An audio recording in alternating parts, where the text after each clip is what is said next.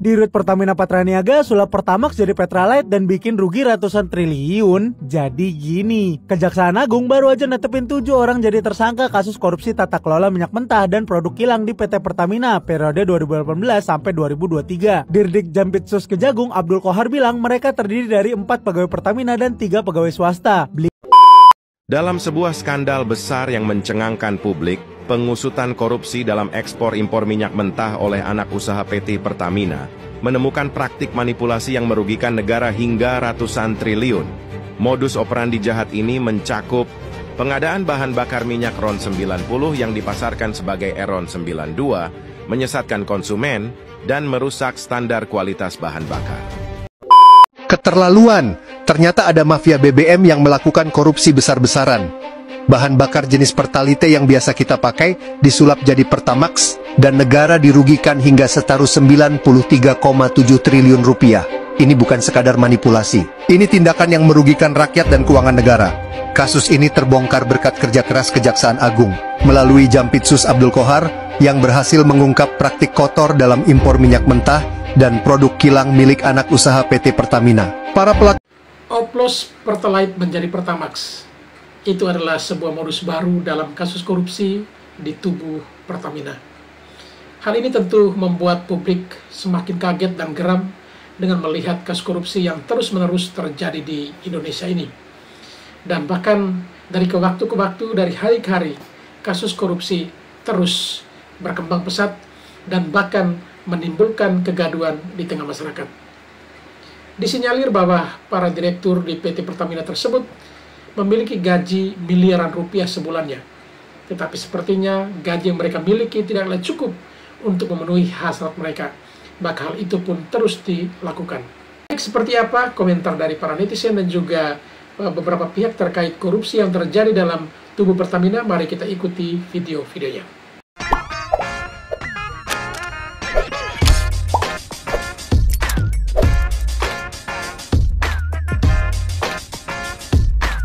Dirut Pertamina Patraniaga sulap Pertamax jadi Petralite dan bikin rugi ratusan triliun. Jadi gini, Kejaksaan Agung baru aja netepin 7 orang jadi tersangka kasus korupsi tata kelola minyak mentah dan produk kilang di PT Pertamina periode 2018 sampai 2023. Dirdik Jampitsus Kejagung Abdul Qohar bilang mereka terdiri dari 4 pegawai Pertamina dan 3 pegawai swasta. Beliau nyapain ini di kantor Kejagung pas 24 Februari kemarin. Yang gak habis pikir, pelakunya pejabat tinggi Pertamina semua lagi. Aduh, mulai dari Dirut Pertamina Patraniaga Rifa Syahaan, Direktur Feedstock and Product Optimization PT Kilang Pertamina Internasional Sani Dinar Saifuddin, sampai Dirut Pertamina International Shipping Yoki Firnandi. Emang pemain, kok bisa sih kecolongan? Jadi awalnya Pertamina disuruh menuhin kebutuhan minyak mentah di dalam negeri.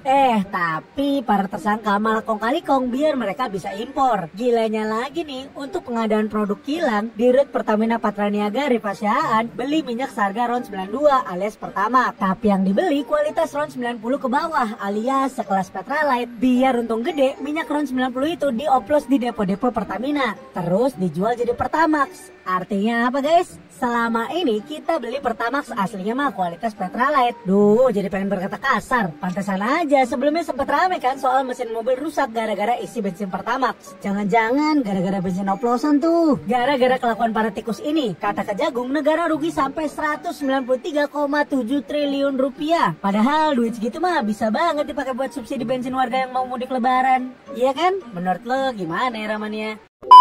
Dalam sebuah skandal besar yang mencengangkan publik, pengusutan korupsi dalam ekspor impor minyak mentah oleh anak usaha PT Pertamina menemukan praktik manipulasi yang merugikan negara hingga ratusan triliun. Modus operandi jahat ini mencakup pengadaan bahan bakar minyak RON 90 yang dipasarkan sebagai RON 92, menyesatkan konsumen, dan merusak standar kualitas bahan bakar. PT Pertamina Patraniaga yang mengimpor BBM dari luar negeri terpaksa menghadapi konsekuensi hukum dari penggelapan ini.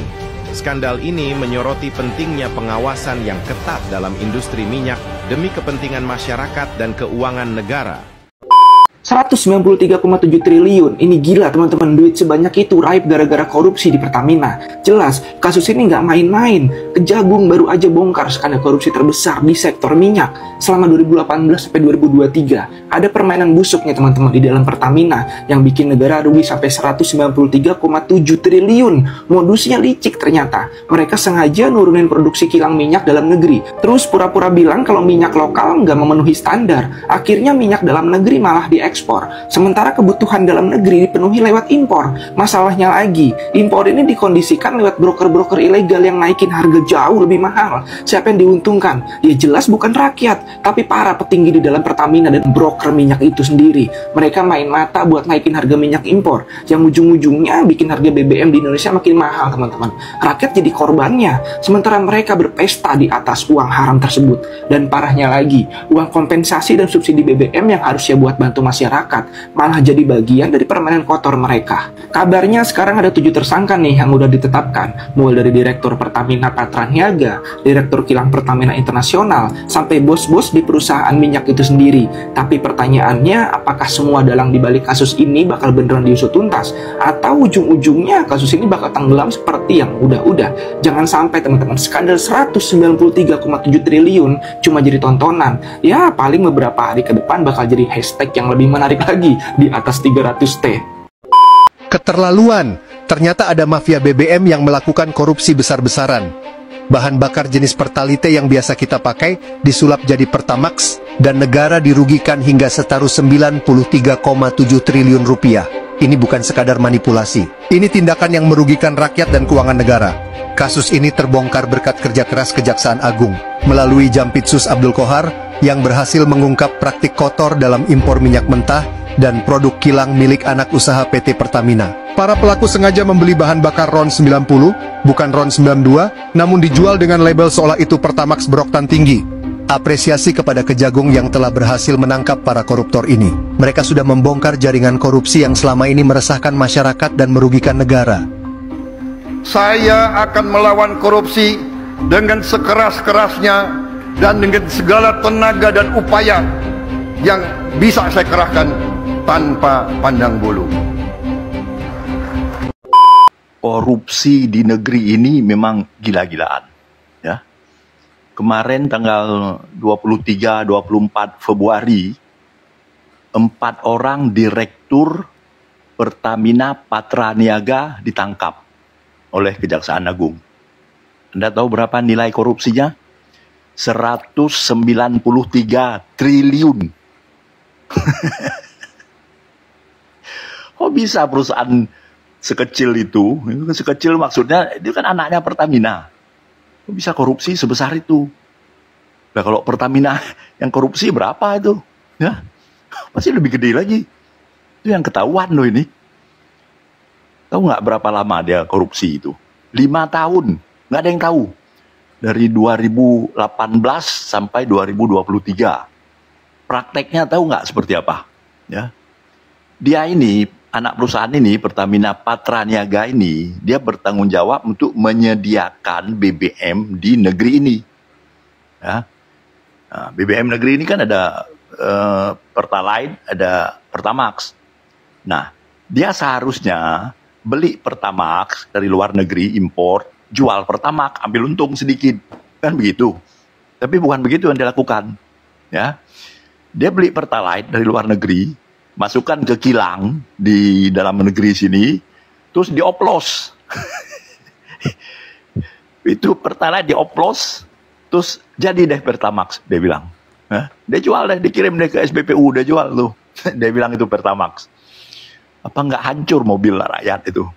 Dan itu kan merugikan ratusan juta rakyat Indonesia selama 5 tahun. Anda percaya bahwa yang di atas-atasnya nggak terlibat? Sampai ke presidennya. Semudah itu maling di negeri ini, menipu rakyat ratusan juta, 5 tahun, nggak ada yang tahu.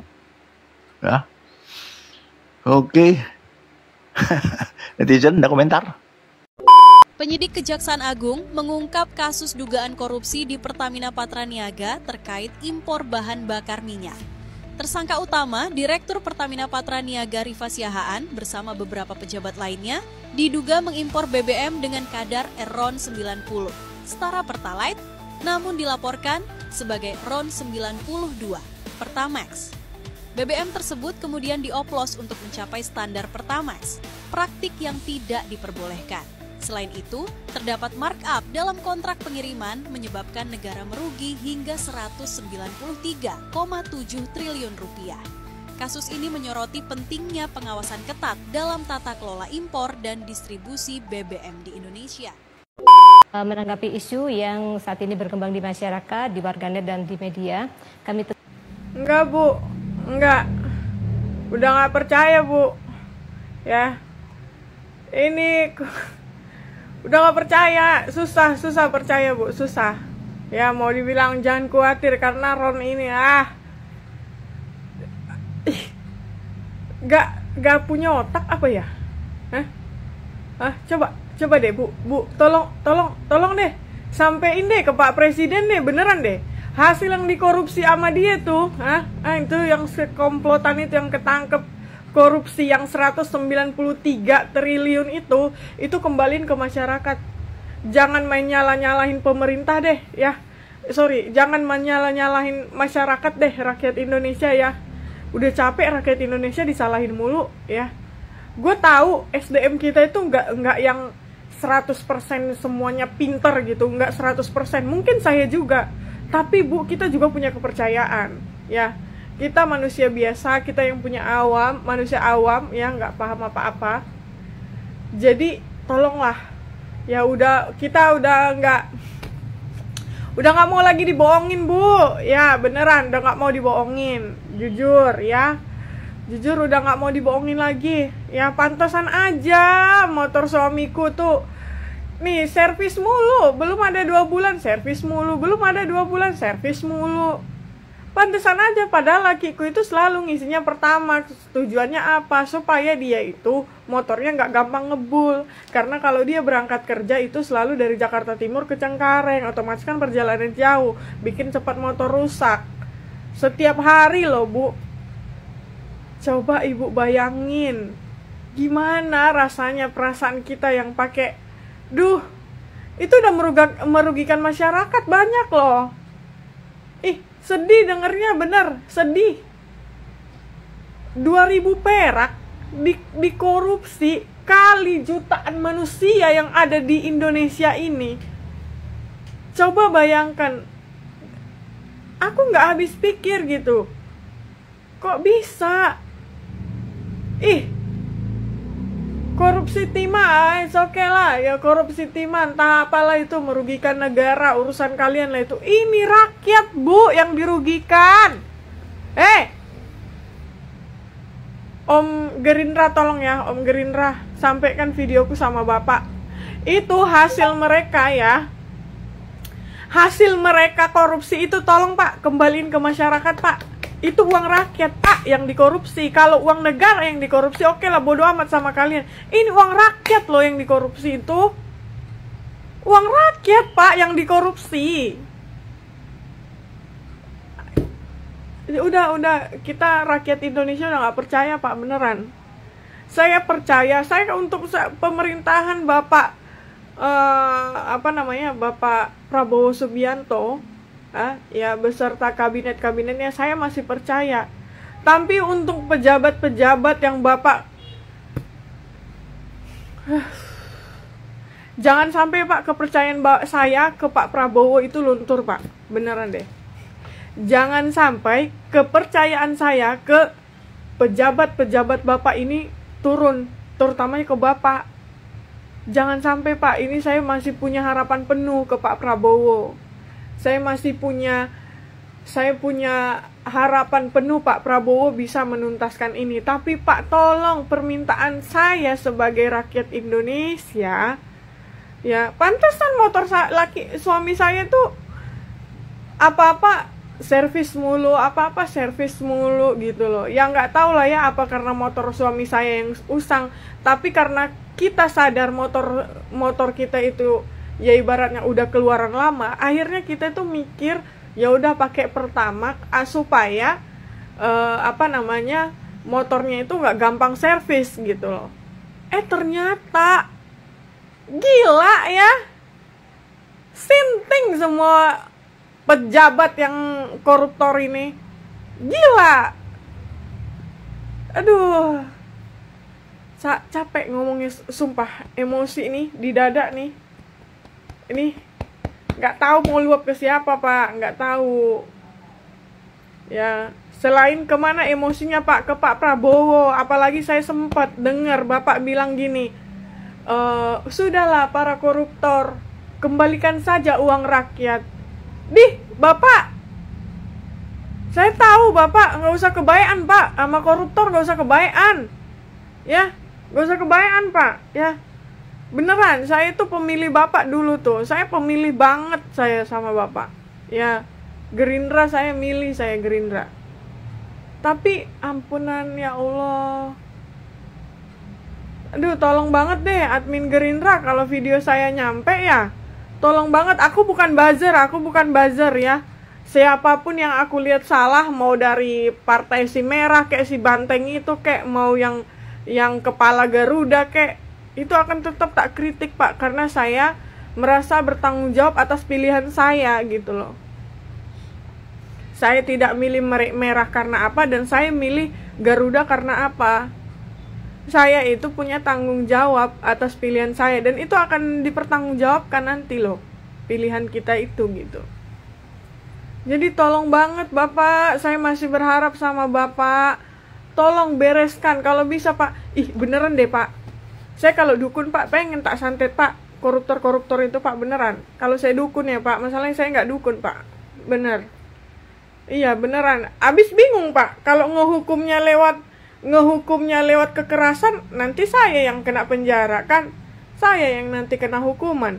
Mendingan saya santet orangnya kan, nggak kelihatan. Paling hubungan saya sama Allah saja jadinya jauh. Kayak orang mau emosi, mau teriak juga susah Pak, karena mandep gitu. Udahlah kemarin masalah gas. Jujur Pak, menteri Bapak yang satu itu, yang si Bohlam itu Pak, jujur aja aku nggak terlalu respect Pak sama doi Pak. Mau gimana pun dia, terserah dia lah Pak, si pohon beringin ini. Cuman aku kurang respect aja Pak, soal gas ini aku kurang respect Pak sama dia, beneran. Kurang respect saya. Sebagai rakyat Indonesia jujur saya kurang respect. Dah, itu aja kalau sama si satu itu. Tapi kalau sama si ini Pak, yang satu ini, ya. Ini yang korupsi Pertamina nih Pak ya. Ya, itu tolong deh Pak, kembaliin ke rakyat Pak, beneran. Dalam bentuk apa kek Bapak kembalikan, terserah Bapak. Tapi kembalikan Pak, itu hak rakyat Pak, karena itu uang rakyat yang diambil, bukan APBN Pak. Walaupun APBN statusnya uang rakyat juga. Tolong Pak, itu uang rakyat itu Pak yang diambil, harus kembalikan ke rakyat juga. Itu dirampas itu Pak, aset-asetnya dia itu semua, karena itu asetnya ya dari korupsinya dia itu. Itu diambil itu Pak. Mau nggak ada pun RUU perampasan aset, tolong dong Pak, bikin dulu RUU perampasan aset melalui Perpu, melalui ini Bapak lah, kekuasaan Bapak gitu loh.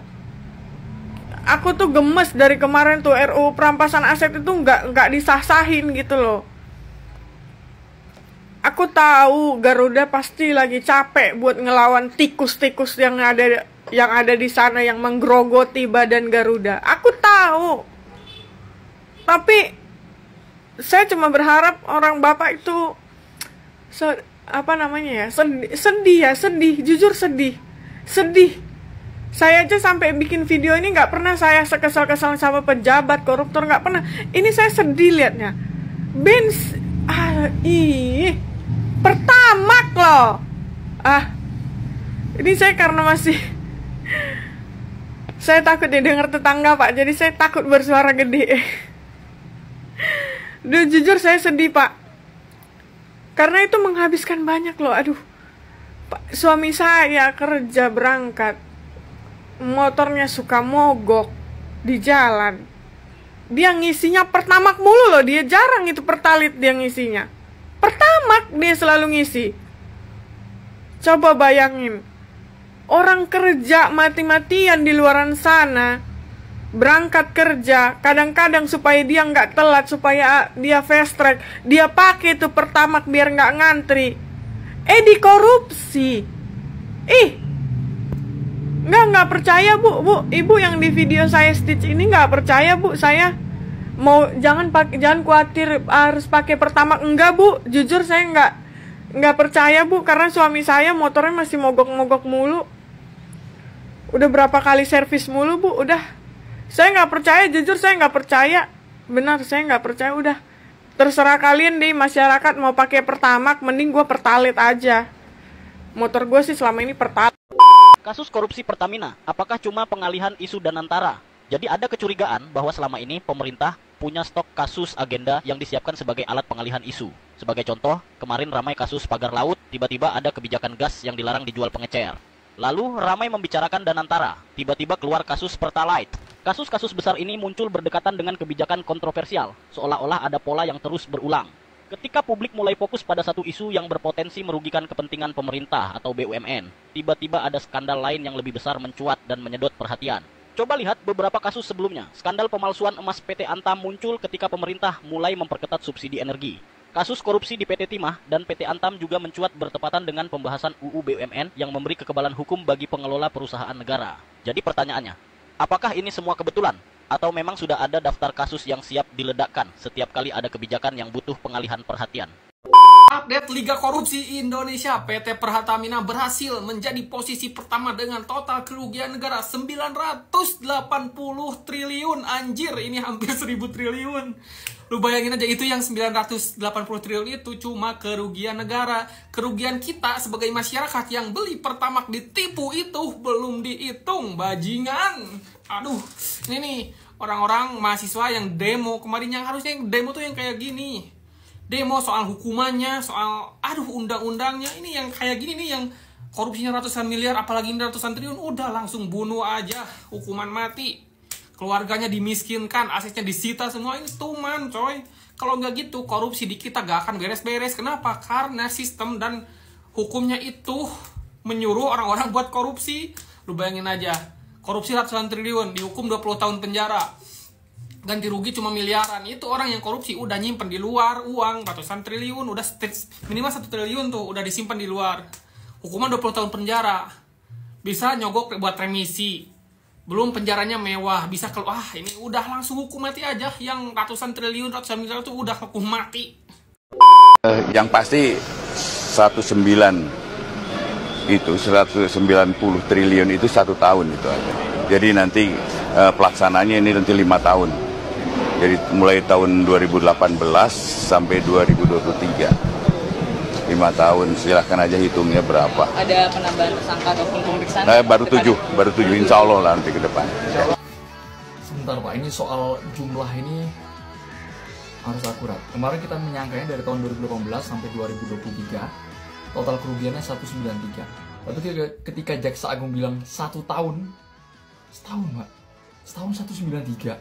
Kalau 5 tahun ya berarti estimasi bisa tembus 9, 6, 8T Pak. Wih, Kejagung membongkar praktek mafia dan gas yang sekarang merugikan negara hingga 193 triliun rupiah. Yang cukup menariknya adalah menyeret nama Keri Ardianto, yang mana nih orang adalah anaknya Riza Khalid. Nah, setelah ramainya berita ini di sosial media, banyak sekali kolom komentar yang mempertanyakan, waduh, nih arah politiknya Riza Khalid nih kemana kemarin nih, ya kan gitu. Banyak sekali komentar-komentar seperti itu. Dan akhirnya ketika banyak komentar seperti itu, saya semakin penasaran dong. Dan saya cari tahu nih, kemana nih arah politiknya orang-orang yang seperti ini ketika kemarin, ya kan.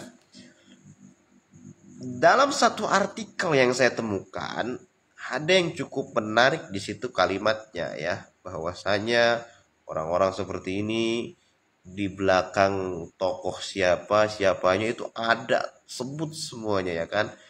Dan ada orang ini juga gitu. Tapi apakah benar atau tidak, yang jelas ini asumsi dari artikel itu ya menyatakan bahwa arah politik orang ini ke sana. Nah, ini penting nih. Kalau ini semakin dibongkar, semakin didalami kasus mafia minyak dan gas ini bisa menyeret nama-nama besar. Pokoknya luar biasa kalau terus didalami ya. Saya dukung pemerintah untuk terus membongkar. Jadi sekarang ini ya, mantan presiden semakin dekat dengan presiden terpilih justru menambah kekuatan dan juga membongkar kasus-kasus besar nih. Ya kan? Luar biasa. Pokoknya terus bongkar kejahatan yang merugikan negara. Sekian dan terima kasih.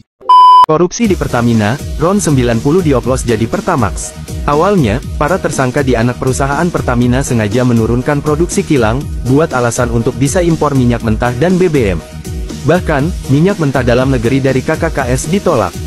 Katanya gak memenuhi syarat, akhirnya diekspor ke luar negeri. Kemudian tersangka impor minyak mentah dan BBM untuk memenuhi kebutuhan dalam negeri. Bahkan ditemukan adanya markup dalam pengiriman. Gilanya lagi, tersangka impor RON 92, tapi yang datang BBM RON 90. Terus dicampur di depo biar naik RON-nya jadi 92.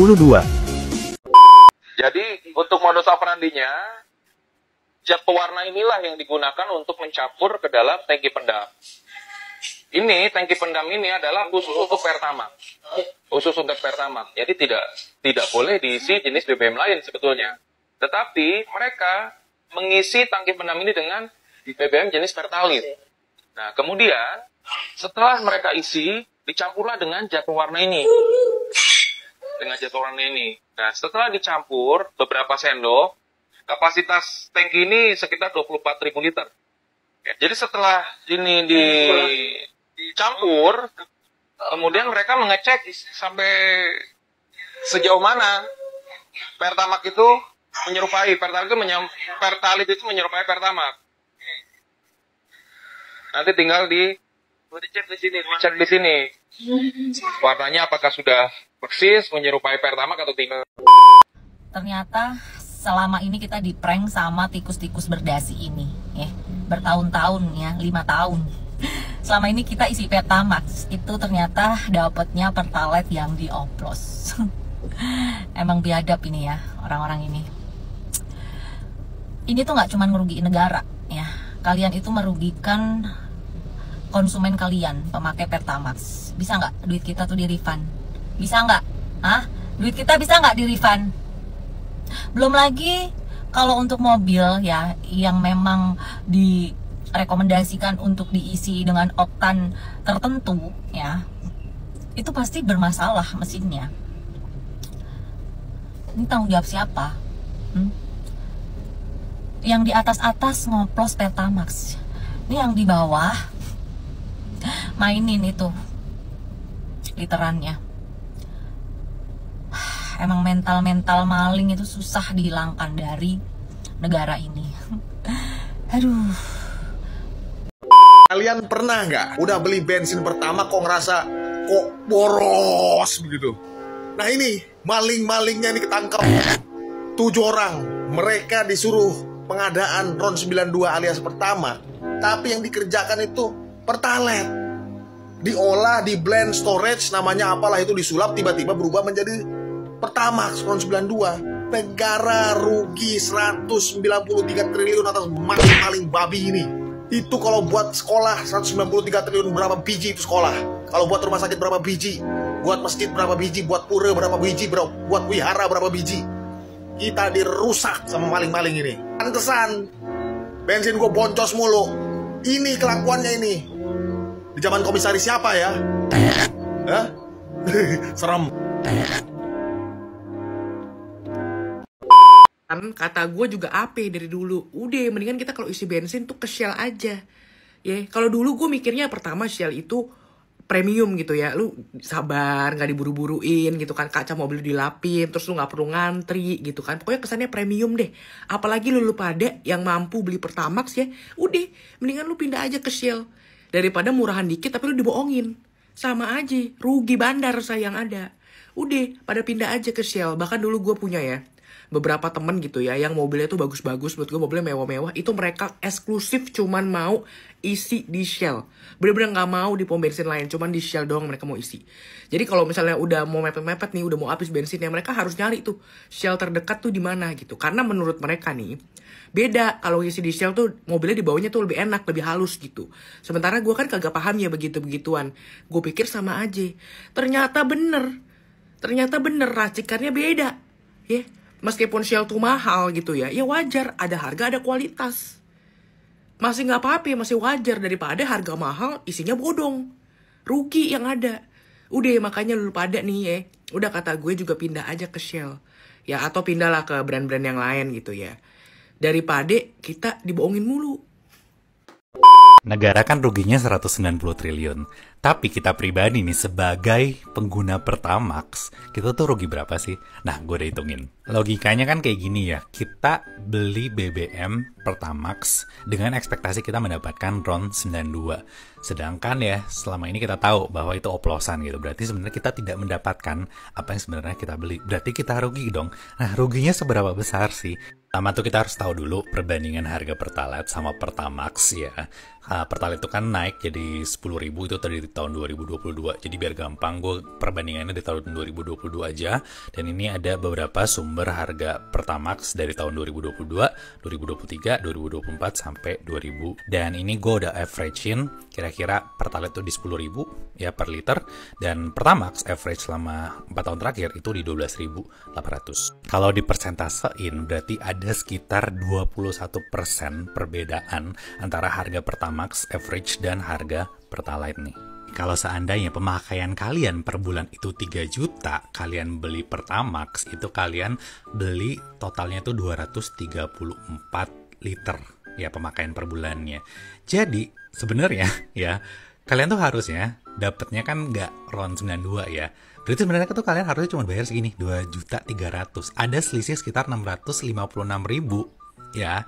Kalau misalnya kalian tuh gunakan Pertalite, jadi kalian tuh per bulan kalau dengan pemakaian 3 juta, itu ruginya 656.000 per bulan. Dan bayangin, kalau ini kita kaliin 12, jadinya per tahun tuh kalian bakal rugi sekitar 7,8 juta. Dengan catatan pemakaian bulanan kalian tuh 3 juta per bulan. Ada yang lebih mahal lagi, yes, mungkin ada beberapa orang yang makainya dari 3 juta, misal 5 juta. Nah, itu udah kalian aja sendiri. Dan mungkin uang itu bisa kita pakai untuk kebutuhan lain. Jadi ya, ini gak ada kesimpulannya, kalian simpulin aja sendiri. Ya begitulah kita menjadi warga negara Indonesia yang cukup dirugikan dengan adanya kasus ini. Nah, kalau menurut kalian bagaimana? Langsung aja kita diskusi di kolom komen. Jika ini benar, ini lebih biadab daripada binatang. Pada saat Pertamina membeli RON 90, lalu diklaim ke negara bahwa mereka membeli dengan RON 92. Ini korupsi tingkat pertama yang merugikan negara. Ini masyarakat belum dirugikan secara langsung ini, yang nomor satu. Namun yang kedua, minyak yang tadi 90, diberi aditif, dioplos katanya, menjadi 92, yang harusnya Pertalite menjadi Pertamax, dijual di SPBU Retail. Ini secara langsung menyakiti perasaan masyarakat dan merugikan masyarakat secara langsung. Why? Satu, ketika masyarakat lagi susah disuruh membeli BBM non-subsidi. Ketika mereka sudah sepakat, walaupun sebagian tidak ikhlas, mereka beli BBM non-subsidi, ternyata yang dibeli sama mereka Pertamax itu adalah oplosan. Ini bajingan, ini benar-benar biadab. Yang kedua, mobil-mobil yang mereka harus isi dengan Pertamax terpaksa mengalami kerusakan bagi sebagian mobil karena mendapatkan RON yang lebih rendah. Maka biaya kerusakan ini juga harus ditanggung oleh masyarakat. Yang pertama, masyarakat sudah beli lebih mahal untuk barang sampah. Yang kedua, mobilnya rusak juga tidak ditanggung oleh pemerintah. Jadi Anda, para tersangka, Anda lebih biadab daripada binatang. Dan ingat, anak-anak Anda, keluarga Anda akan menanggung karmanya. Mudah-mudahan nggak ada yang sakit langsung meninggal. Ya. Kalian tahu apa yang kalian lakukan itu benar-benar luar biasa menyakiti hati perasaan masyarakat. Korupsi senilai 193 triliun, kalau saya tidak salah, itu hanya 2023. Secara keseluruhan sudah hampir 1.000 triliun. Dan itu negara kita dirugikan dan uang masyarakat dirugikan. Anda bisa bayangkan, ketika sudah ditangkapnya para bajingan-bajingan ini, melalui berita yang saya lihat di Lambe Turah, bahkan konferensi pers, dari mungkin ya public relationnya Pertamina masih menyangkal dan mengatakan bahwa itu tidak terjadi dan kualitas baik-baik saja. Ini menyakiti seluruh masyarakat dan saya sangat tersakiti. Seandainya terbukti bahwa oplosan terjadi, menurut saya kepada teman-teman dari Polri, orang ini harus ada yang melaporkan untuk pasal 242, keterangan palsu, dan harus dipidanakan. Jadi menurut saya, kejadian yang menimpa masyarakat melalui kasus Pertamina adalah sebuah contoh hancurnya harapan bangsa Indonesia dan ditindasnya hak rakyat yang sampai pada akhirnya banyak Gen Z yang apatis. Saya mengapresiasi pemerintahan Pak Prabowo dan benar-benar mulai membersihkan dan menangkap para penjahat-penjahat ini. Mudah-mudahan tidak diberikan hukuman ringan karena jika terjadi di negara lain, udah pasti hukuman seumur hidup atau hukuman mati karena ini merugikan seluruh masyarakat Indonesia, not to mention berapa uang yang dirugikan dari negara. Baik sahabat sekalian, demikianlah beberapa video yang coba saya reaksi pada kesempatan kali ini, dan kepada para sahabat sekalian setelah menyaksikannya dan ingin berkomentar, silakan tulis di kolom komentar. Sekian dan terima kasih dan sampai berjumpa kembali di video selanjutnya.